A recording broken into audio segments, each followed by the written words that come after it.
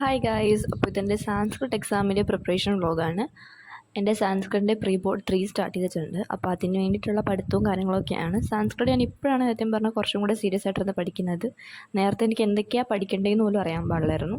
ഇപ്പോൾ എനിക്ക് ഏകദേശം ഒരു ഐഡിയ ഉണ്ട് എന്തൊക്കെയാണ് സാൻസ്ക്രിറ്റിൽ ഇമ്പോർട്ടൻ്റ് ആയിട്ടുള്ളതെന്ന് കാര്യങ്ങളൊക്കെ എനിക്ക് അറിയാം, ഒരു ഐഡിയ ഉണ്ട്. അപ്പോൾ നിങ്ങൾക്ക് സാൻസ്ക്രിറ്റിനെ പറ്റി സെപ്പറേറ്റ് വീഡിയോ വേണമെങ്കിൽ പറയാമെന്ന് ഞാൻ പറഞ്ഞുതരാം. ഞാൻ അതിനെ പറ്റിയിട്ടൊക്കെ ഡീറ്റെയിൽ ആയിട്ട് പറഞ്ഞുതരാം. സാൻസ്ക്രിറ്റിൽ സ്കോറിംഗ് ആയിട്ടുള്ള കുറേ ഏരിയാസ് ഉണ്ട്. അവിടുന്ന് മാത്രമേ ചോദ്യം ചോദിക്കത്തുള്ളൂ. അപ്പോൾ സിമ്പിളായിട്ട് നമുക്ക് മാർക്ക് വാങ്ങിക്കാനുള്ള കുറേ ഏരിയാസ് ഉണ്ട് സാൻസ്ക്രിറ്റിനും. അതെനിക്ക് മനസ്സിലായത് ഇപ്പോഴാണ്. മര്യാദയ്ക്ക് പഠിക്കുകയാണെങ്കിൽ സിമ്പിളായിട്ട് തന്നെ നമുക്ക് മാർക്ക് വാങ്ങിക്കാൻ പറ്റും.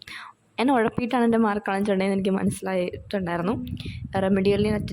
സാൻസ്ക്രിറ്റിൻ്റെ റെമഡിയിൽ ഞാൻ അറ്റൻഡ് ചെയ്തപ്പോഴേക്കും കുറച്ചും കൂടെ ഒരു ഐഡിയ കിട്ടി എന്തൊക്കെയാണ് പഠിക്കേണ്ടതെന്നൊക്കെ. ഞാനിപ്പോൾ പഠിക്കുന്നത് ഇതാണ്, ക്വസ്റ്റ്യൻ മേക്കിംഗ് പഠിച്ചുകൊണ്ടിരിക്കുകയാണ്.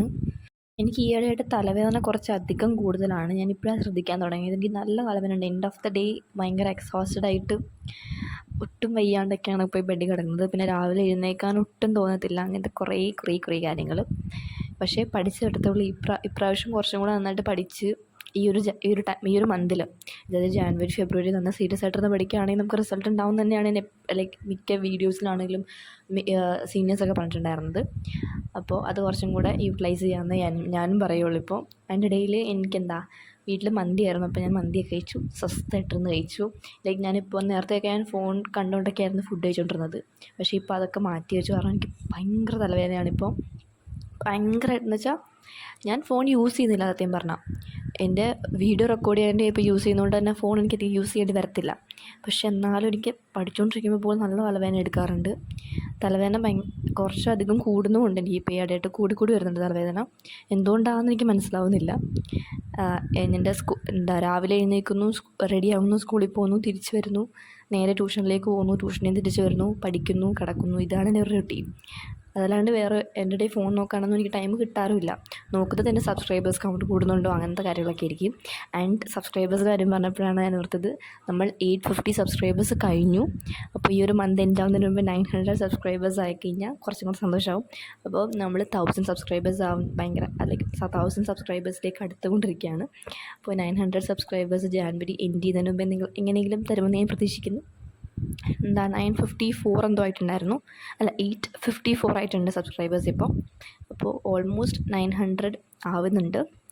അപ്പോൾ thank you so much for this much support. And എൻ്റെ മാർക്ക് റിവീൽ ചെയ്ത എൻ്റെ വീഡിയോയ്ക്കാണ് ഇപ്പോൾ ഏറ്റവും കൂടുതൽ വ്യൂസ്. ഓൾമോസ്റ്റ് 4000+ ആൾക്കാർ ആ ഒരു വീഡിയോ കണ്ടു കഴിഞ്ഞിട്ടുണ്ട്. ആൻഡ് ഹയസ്റ്റ് ലൈക്ക് വ്യൂസിൽ ഏറ്റവും കൂടുതൽ ഉള്ളത് അതിനകത്താണ്. മോസ്റ്റ് വ്യൂഡ് വീഡിയോ അതാണ്. ലോങ് വീഡിയോയിൽ അതാണ് ഏറ്റവും കൂടുതൽ വ്യൂസ് ഉള്ളത്. ഷോർട്സിൽ വേറെയാണ്.